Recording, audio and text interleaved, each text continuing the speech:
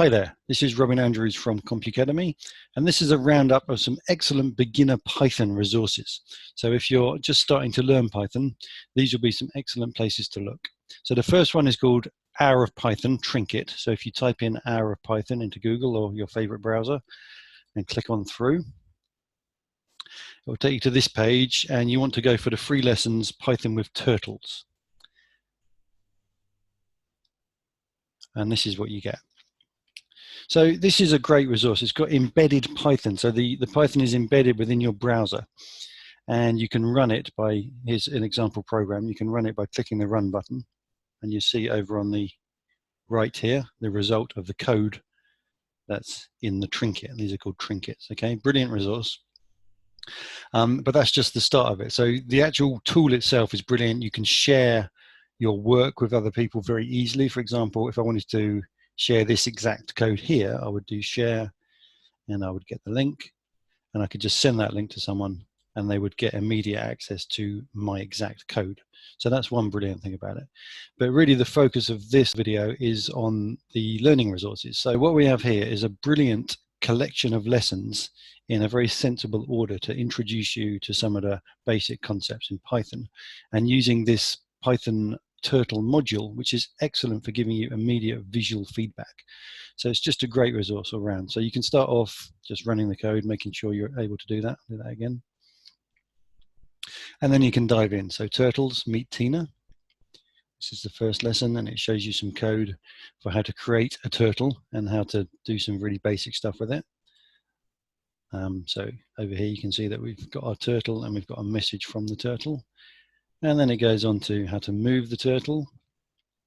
Okay, very simple instructions, very easy to learn. So you got Tina.forward. Don't be too worried about the notation. Tina.forward just means take your turtle and move it forward. And then the number of pixels is in brackets. So we could actually change that if we wanted. Okay, let's run that, see what happens. You get a different length, okay? I'm actually going to zoom in because I think you're going to see this better. Okay, so that's that. And then saying hello.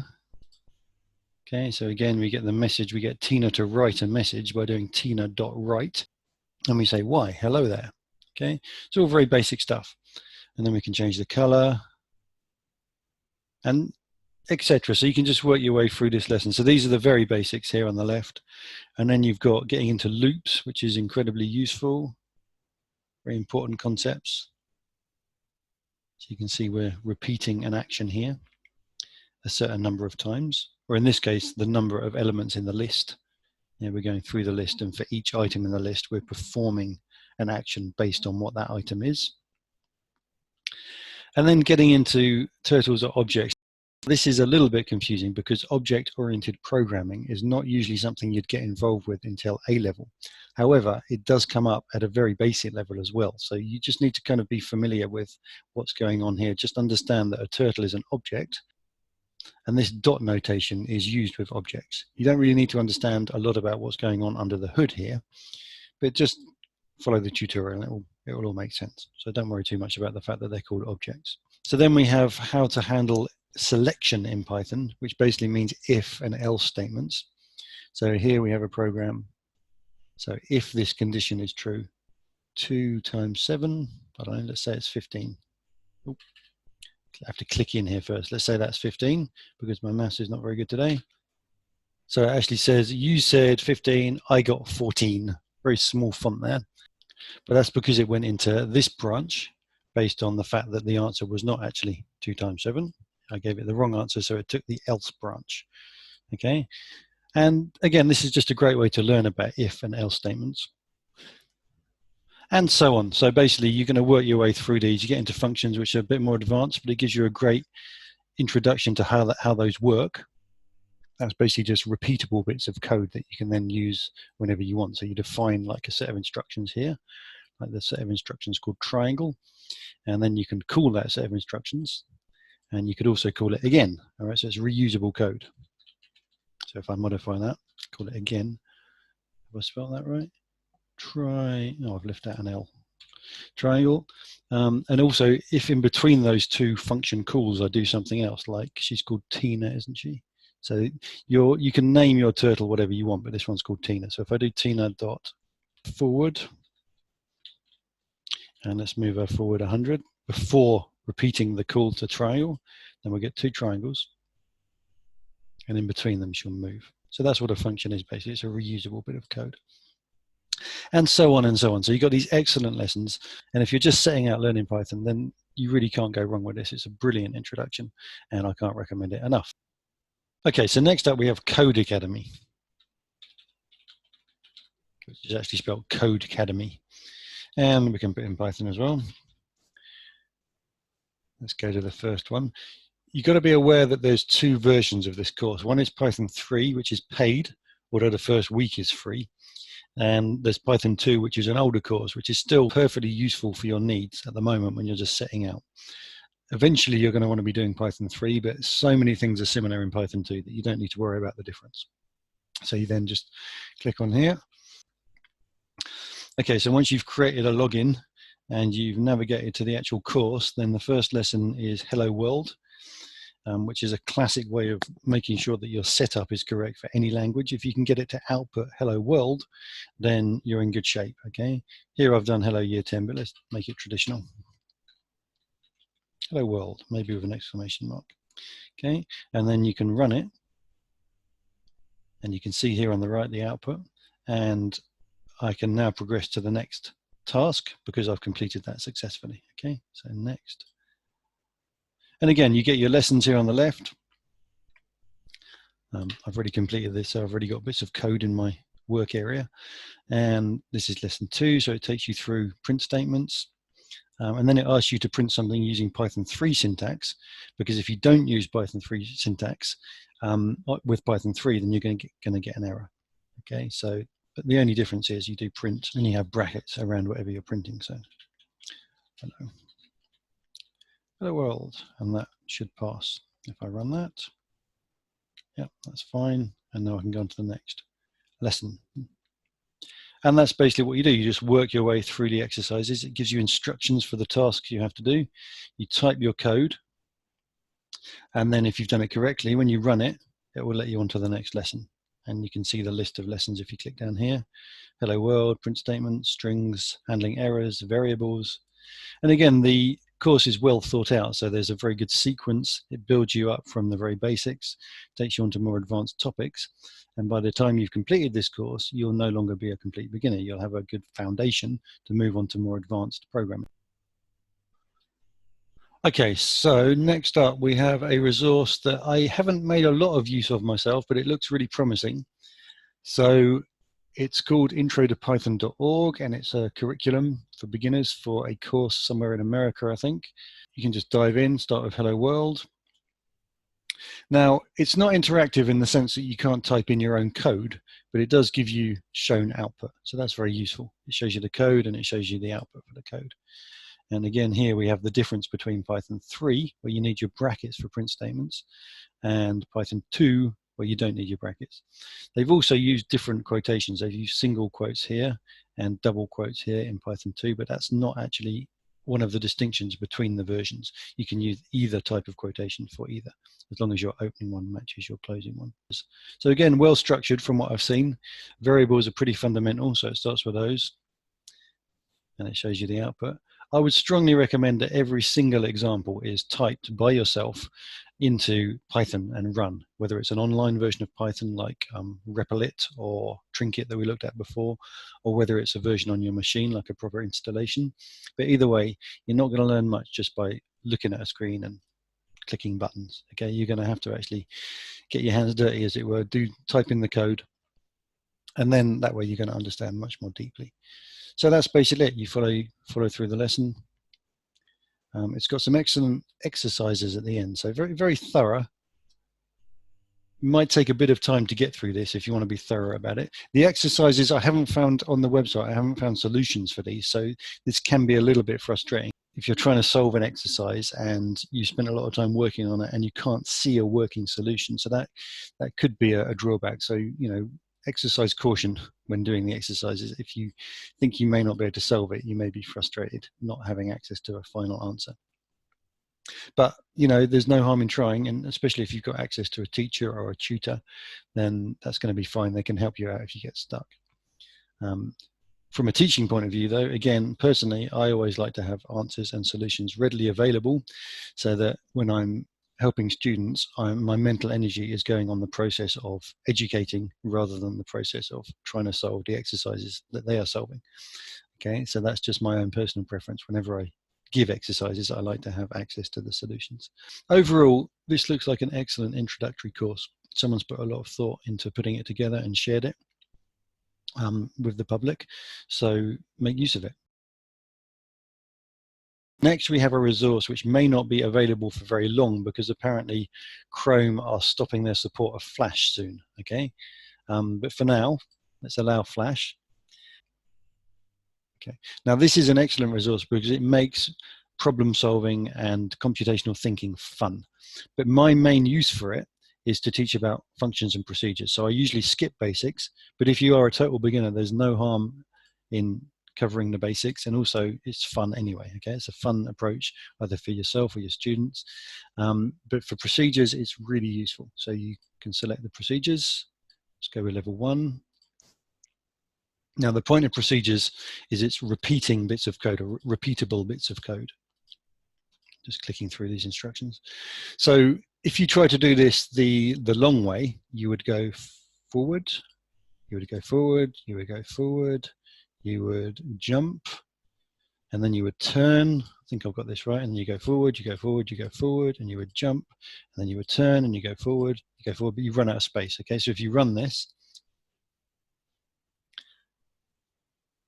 okay, so this gives you a really good reason for using functions. It's like we need to reuse our code. So we need to find what bit is repeating, okay? And in our procedure here, we're going to put the repeating code. So that was forward, forward, forward, jump. And then we can get rid of all these. And we, instead of those individual instructions, we can call our procedure. So we call our procedure, then we turn, then we call our procedure, then we turn, then we call our procedure, okay? And then let's see how that works.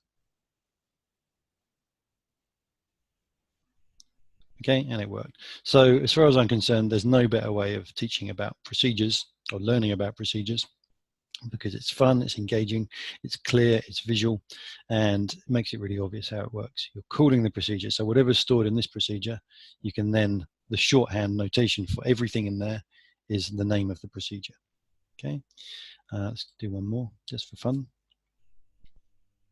So you need to identify the repeating bit. Now the repeating bit is going forward, so we'll put that in the procedure.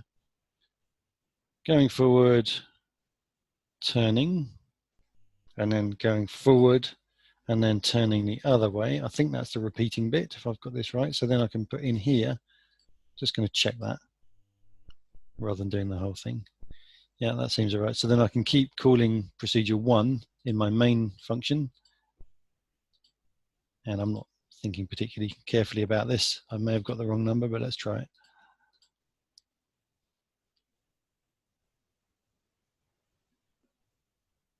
Okay, so we did one extra little spin at the end that we didn't need, but that's basically how it works. So like I say, excellent resource. If you want to teach about procedures or learn about procedures, go for this. I might as well just mention the key difference between procedures and functions, if you ever get confused, is that procedures don't return a value, whereas functions do return a value. And what we're doing here is purely procedures, not functions. And people tend to get confused about that. So I'm just clarifying that for you now. And then finally, there's another one called CodingBat and CodingBat Python. The links for these, by the way, I will share either in the description or in a blog post that goes with it that I'll link to. It's great that we did procedures first, because you can't really do CodingBat until you've done some work with functions. So let me show you how this works. We've chosen the first exercise, might be a bit too big actually. And what I recommend you do with this is you type in pass for your function, and then you click go. And what you'll then see is the tests which are being run whenever you click go. If you don't put pass in, then you'll just get a syntax error, okay? So even though it doesn't put pass in for you, I find that a helpful way to get access to the tests, okay? And then I can see what the tests are. So if you call this function with false and false as your arguments, then you should get true, but in fact we got none because we didn't return anything. Now, some of you might be out of your depth there, so don't worry too much. This is a little bit more advanced, but you are going to need to learn about functions eventually. and not just functions, but function arguments. So here, weekday is a function argument, and vacation is a function argument. And you can think of those as temporary variables that exist for the duration of the function. Okay, so if I return weekday, okay, that means it's going to return whatever value of weekday the function was called with. And then we see weekday is the first argument. Okay, so in all of these, weekday is false for the first one, true for the second one, false for the third one. Yeah. So here I'm returning true because I'm returning the value of the first argument as it was passed in. Like I say, you might get confused. You might need to try this out yourself before you understand what's going on. Let's just solve this exercise so you can see how it works. So it's saying that basically the parameter weekday is true if it's a weekday, and vacation is true if we're on vacation, and we're just trying to decide whether we're going to sleep in or not. Okay, and we sleep in if it's not a weekday or we're on vacation. Okay, so when we have pass, all the tests fail. So let's get these tests to pass. So the logic is if weekday is false, so we say equals false, or vacation equals true, right? So if you think about it, this means we sleep in if it's not a weekday or it is a vacation, then we return true. Otherwise is else. Else and otherwise mean the same thing. Return false. And you can see here that my test passed, so that's fine. Now, of course, there's many different ways to get these tests to pass, and there's not one exactly correct answer. There's shorter versions, there's longer versions, there's different ways of expressing the same kind of logic. But the main point is, as long as your test passed, then you have correctly solved the exercise. For example, I could say, instead of if weekday equals false, it's actually much more Pythonic to say if not weekday. Okay, and we can also get rid of vacation equals true, and this will still pass. Oh, except that I spelled it wrong.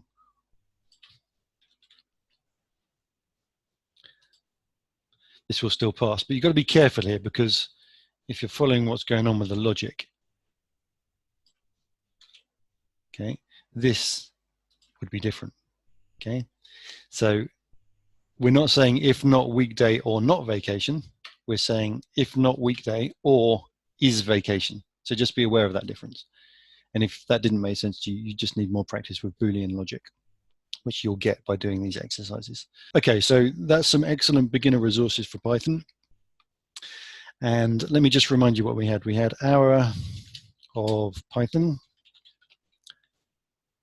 Okay, and we do this course here. Excellent course, Python with Turtles. So that's one. Then we had Codecademy. And you're taking the Python 2 course. The Python 3 course is paid, and this is what the course looks like. So then we had that syllabus that someone shared with some excellent lessons in it. Hello world, all that kind of stuff. Hello world, variables and strings, lists and tuples. Okay, so again, another great introduction that you can work through. Then we had Lightbot, which is a fun game that I strongly recommend for learning about functions, procedures, I should say. And it needs Flash. So once you're in there, you can do basics if you want, but you do procedures if you want to learn about procedures. And finally, we had CodingBat, which is a way of practicing something called test-driven development, because the tests are actually written first. You don't need to worry too much about TDD, but it's useful to know about. So we have tests, and we can get access to those tests before writing anything by typing pass, running the code, and you'll see what the tests are. And then your job is to make those tests pass. And there's loads of exercises. Okay, does that take us to the list? Yeah, you've got warm-up exercises, you've got list exercises, string exercises, and lots of others. So that's an excellent resource. And again, you need to do loads of practice. If you're learning Python, it's not enough just to do an exercise on printing, an exercise on if else, and exercise on lists. You have to do lots for every single topic. You need to do lots of practice because it's like learning a language. You can't learn a language just by learning a few sentences. So do loads of practice and hopefully you're going to enjoy it. If you're not enjoying learning about Python, then it may not be the right thing for you to be studying. So there it is. There's some excellent resources. We just go through them again. Hour of Code, Codecademy, this nice syllabus here that someone's made, the game Lightbot, and CodingBat. And if you spend some time going through these resources, you will no longer be a beginner at Python. And hopefully you will have had some fun along the way. Okay, thanks for watching. This is Robin Andrews from CompUcademy. Don't forget to subscribe, and I'll see you in the next video.